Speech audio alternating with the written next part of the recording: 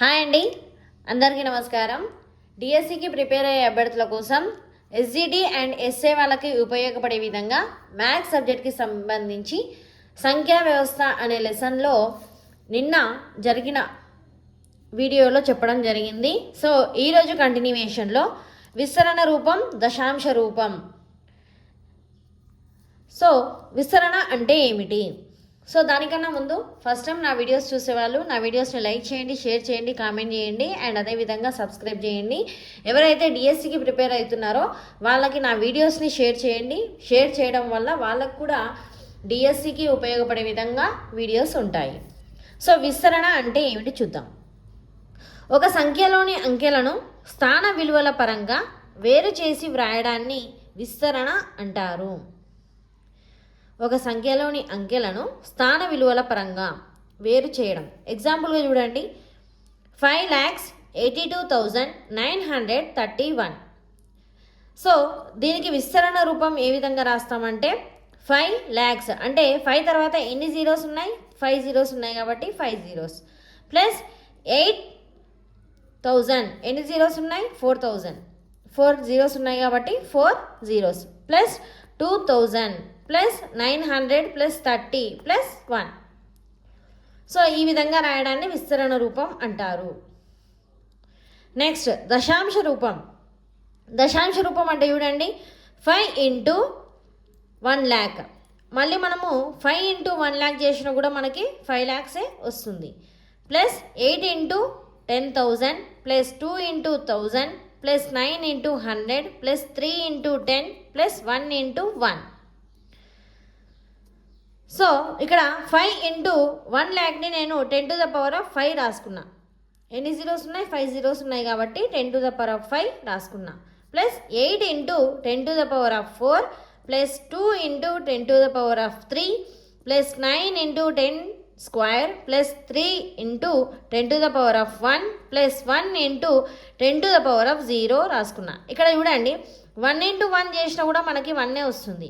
So ఇక్కడ 1 into 10 power 0, దీనికి ఒక ఫార్ములా ఉంది చూడండి, 10 to the power of 0 is equal to 1. ఇది ఏ విధంగా వస్తుందంటే ఫార్ములా వచ్చేసి 8 to the power of 0 is equal to మనకి ఎంత అవుతుంది? వాల్యూ 1 అవుతుంది. సో నేను ఇక్కడ ఏం చేసిన అంటే 1 వాల్యూకి 10 to the power of 0 అని రాసుకున్నా. సో ఈ విధంగా ఒక సంఖ్యని విస్తరణ రూపం, అదేవిధంగా దశాంశ రూపంగా విడదీయడం జరుగుతుందన్నమాట.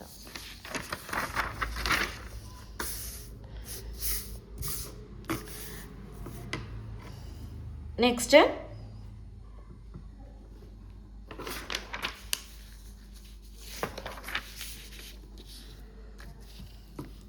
సహజ సంఖ్యలు. సహజ సంఖ్యలు అంటే ఏమిటో చూద్దాం. లెక్కించుటకు ఉపయోగించే సంఖ్యలు 1, 2, 3, 4, 5 డాష్ డాష్ డాష్లను సహజ సంఖ్యలు అంటారు.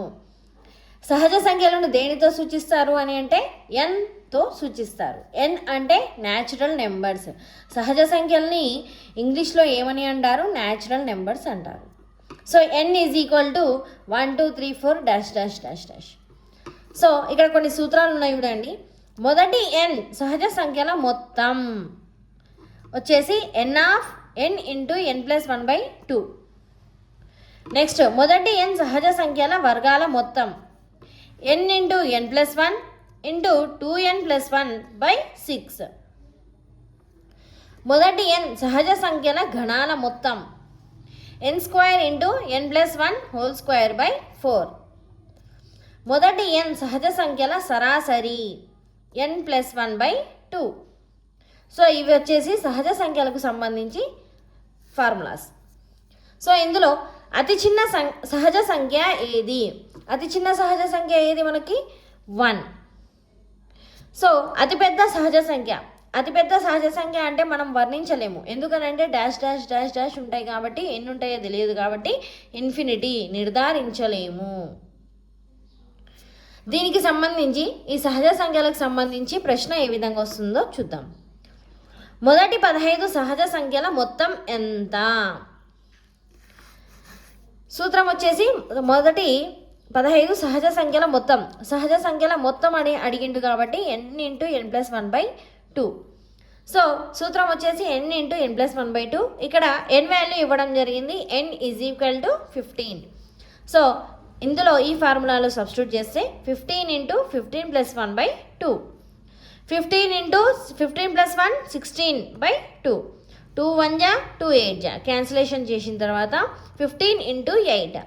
సో 15 8 జా 120. సో ఇది ఈ విధంగా అంటే ఈ ఫార్ములాస్ మీద ఈ విధంగా క్వశ్చన్స్ అడుగుతారనమాట. నెక్స్ట్ పూర్ణాంకాలు. పూర్ణాంకాలు అంటే ఏమిటో చూద్దాం. 0 మరియు సహజ సంఖ్యలను కలిపి పూర్ణాంకాలు అంటారు. పూర్ణాంకాలు అంటే సహజ సంఖ్యలతో పాటు ఏం కలుస్తుంది? 0 కూడా కలుస్తుంది. వీటిని పూర్ణాంకాలు అని అంటారు. దీనిని డబ్ల్యూతో సూచిస్తారు. డబ్ల్యూ అంటే మీనింగ్ హోల్ నెంబర్స్. పూర్ణాంకాలను ఇంగ్లీష్లో ఏమంటారు? హోల్ నెంబర్స్ అంటారు. So W is equal to 0 1 2 3 4 5 dash dash dash dash ఉంటాయి. మొదటి n పూర్ణాంకాల సహసరి. పూర్ణాంకాల యొక్క సూత్రం వచ్చేసి n/2.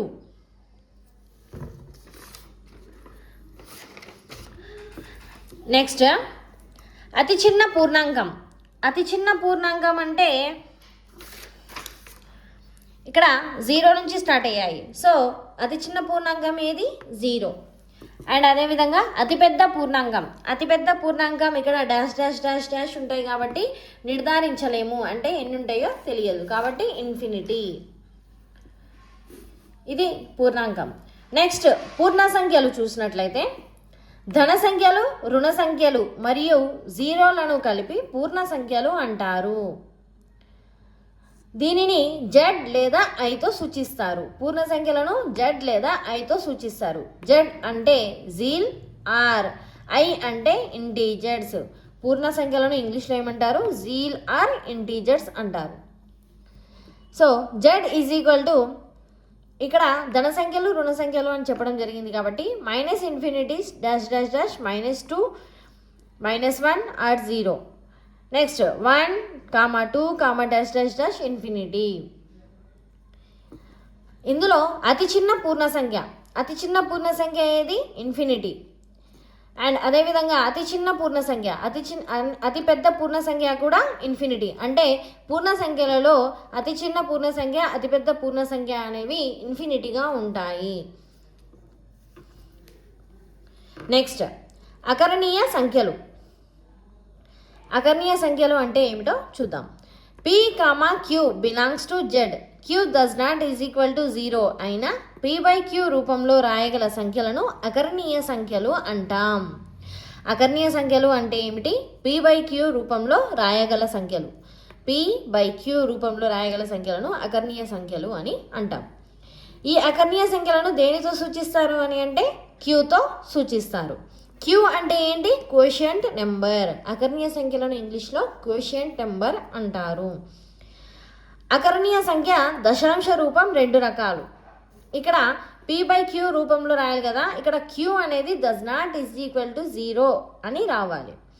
సో అకరణీయ సంఖ్య దశాంశ రూపాలు 2 రకాలు. అవేంటివో చూద్దాం. ఫస్ట్ వన్ చూడండి, అంతమయ్యే దశాంశం, అదేవిధంగా అంతం కాని ఆవర్తన దశాంశం. ముందుగా అంతమయ్యే దశాంశం ఎలా ఉంటుందో చూద్దాం. ఒక అకరణీయ సంఖ్య p/qలో దశాంశ విలువ qకు అంతం ఉంటే దానిని అంతమయ్యే దశాంశం అంటాం. ఇక్కడ q does not is equal to 0 అని వచ్చింది కదా. సో ఇక్కడ q అనేది 2n 5m ప్రధాన కారణాంకాల లబ్ధంగా అవుతుంది. ఇక్కడ ప్రధాన కారణాంకాలు 2, 5 అనేవి ప్రధాన కారణాంకాలు. సో 2, 5 అని వస్తే అది ఎలా అవుతుంది? లబ్ధంగా అవుతుంది. n, m belongs to z plus. ఇక్కడ అంతమయ్యే దశాంశంలో ఏ వాల్యూస్ రావాలని చెప్తున్నాడు అని అంటే ప్లస్ వాల్యూస్ రావాలి అని చెప్తున్నాడు. ఎగ్జాంపుల్గా చూసినట్లయితే p/10ని p/2⁻1 ఇంటూ 5⁻1 అని రాసుకున్నాను. అంటే ఇక్కడ n ప్లస్లో m+లో 1 తీసుకున్నాను.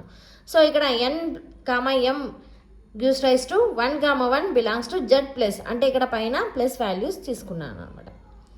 సో ఈ విధంగా వస్తే ఇవి అంతమయ్యే దశాంశాలు. నెక్స్ట్ అంతమయ్యే దశాంశంలో సెకండ్ పార్ట్ చూడండి.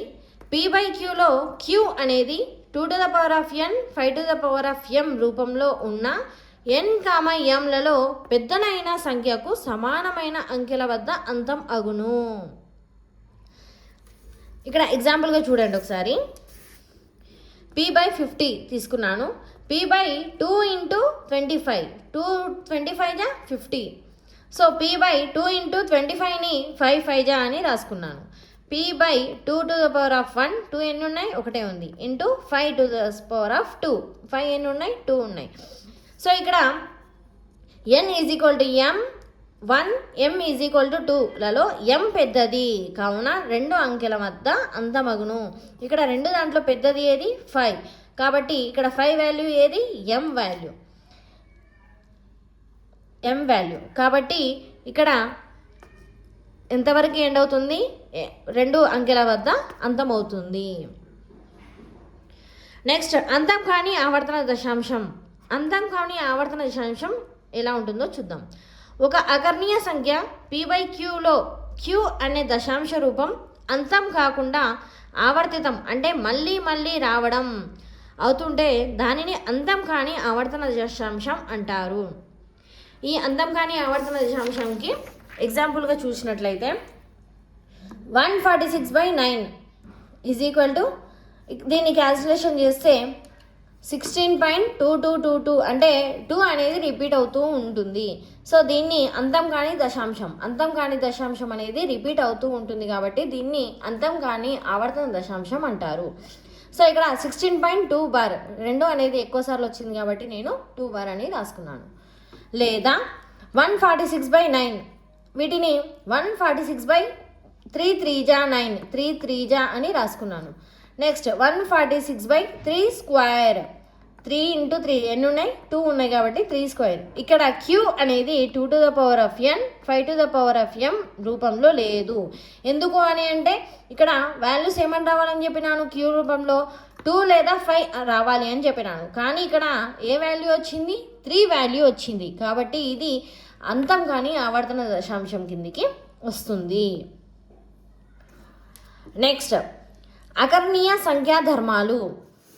ఈ అకర్ణీయ యొక్క ధర్మాలు 4 ఉన్నాయి. ఇందులో ధర్మాలలో క్వశ్చన్స్ ఏ విధంగా వస్తుంది అని అంటే 4 ఆప్షన్స్ ఇచ్చేసి దాంట్లో ఏ సంఖ్యలు ఉంటాయి ఏ సంఖ్యలు ఉండవు అనే టైప్లో వస్తుందన్నమాట.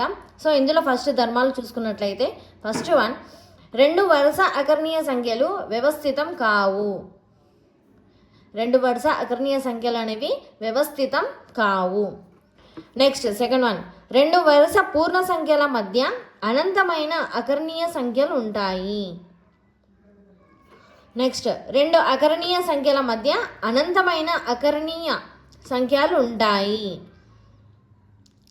ఇక్కడ పూర్ణ సంఖ్యల మధ్య అనంతమైన అకర్ణీయ సంఖ్యలు ఉంటాయి. అదేవిధంగా అకర్ణీయ సంఖ్యల మధ్య 2 అకర్ణీయ సంఖ్యల మధ్య అనంతమైన అకర్ణీయ సంఖ్యలు ఉంటాయి. నెక్స్ట్ హారం 1గా గల అకర్ణీయ సంఖ్యలనే పూర్ణ సంఖ్యలు అంటారు.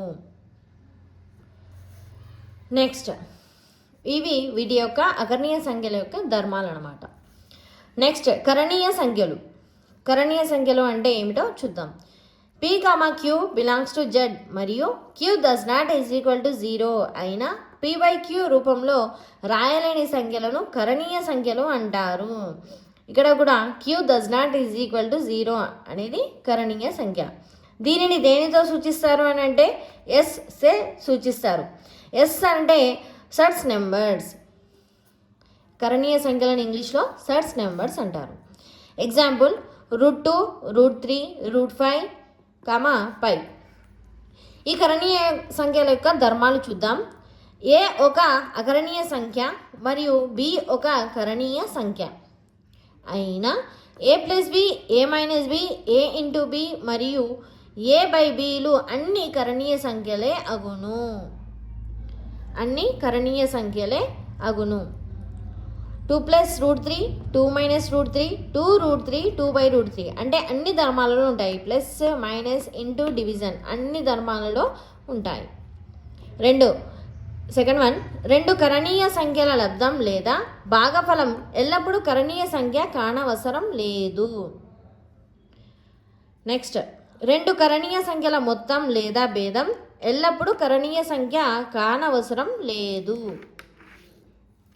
ఇవి కరణీయ సంఖ్యల యొక్క ధర్మాలు. నెక్స్ట్ వాస్తవ సంఖ్యలు. వాస్తవ సంఖ్యలు అంటే ఏమిటో చూద్దాం. అకరణీయ సంఖ్యలు మరియు కరణీయ సంఖ్యలను కలిపి వాస్తవ సంఖ్యలు అంటారు. అకరణీయ సంఖ్యలు అదేవిధంగా కరణీయ సంఖ్యలు కోషెంట్ నెంబర్స్ అదేవిధంగా సర్ట్స్ నెంబర్స్ రెండు దాంట్లోని కలిపి ఏమంటారు? వాస్తవ సంఖ్యలు అంటారు. ఈ వాస్తవ సంఖ్యలను దేనితో సూచిస్తారు అని అంటే ఆర్తో సూచిస్తారు. ఆర్ అంటే రియల్ నెంబర్స్. వాస్తవ సంఖ్యలను ఇంగ్లీష్లో ఏమని అంటారు? రియల్ నెంబర్స్ అంటారు. R is equal to Q union S. ఇక్కడ క్యూ అంటే question numbers union surds numbers. Next సంకీర్ణ సంఖ్యలు. సంకీర్ణ సంఖ్యలు అంటే చతుర్విధ పరిక్రియలు చే కలిపి వ్రాయగా ఏర్పడు సంఖ్యలను సంకీర్ణ సంఖ్యలు అంటారు. చతుర్విధ పరిక్రియలు అని అంటే ప్లస్ మైనస్ ఇంటూ డివిజన్. ఇక్కడ చతుర్విధ పరిక్రియలు అంటే ఏమిటి? Plus minus into division. ఈ నాలుగింటిని కలిపి రాసే వాటిని చతుర్విధ పరిక్రియలు అని అంటారు. సో ఆ నాలుగింటితో కలిపి రాసే వాటిని సంకీర్ణ సంఖ్యలు అని అంటారు. దీనిని సీచే సూచిస్తారు. సంకీర్ణ సంఖ్యలను సీచే సూచిస్తారు. సి అని అంటే మీనింగ్ కాంప్లెక్స్ నెంబర్. సంకీర్ణ సంఖ్యలను ఇంగ్లీష్లో ఏమంటారు? Complex numbers. సో దీనికి ఫార్ములా వచ్చేసి C is equal to a plus i b. ఇక్కడ ఐ వాల్యూ √-1. ఇక్కడ ఐ వాల్యూ వచ్చేసి √-1. ఒకవేళ క్వశ్చన్లో ఏ వాల్యూ బి వాల్యూ వచ్చినప్పుడు ఐ వాల్యూ అనేది √-1గా సబ్స్టిట్యూట్ చేసిన తర్వాత మనకు ఆన్సర్ అనేది వస్తుందన్నమాట. సో ఇవి సంఖ్యా వ్యవస్థకి సంబంధించి సెకండ్ పార్ట్లో క్లాస్. సో ఫస్ట్ టైం నా వీడియోస్ చూసేవాళ్ళు నా వీడియోస్ని లైక్ చేయండి, షేర్ చేయండి, కామెంట్ చేయండి, అదేవిధంగా సబ్స్క్రైబ్ చేయండి. Thank you.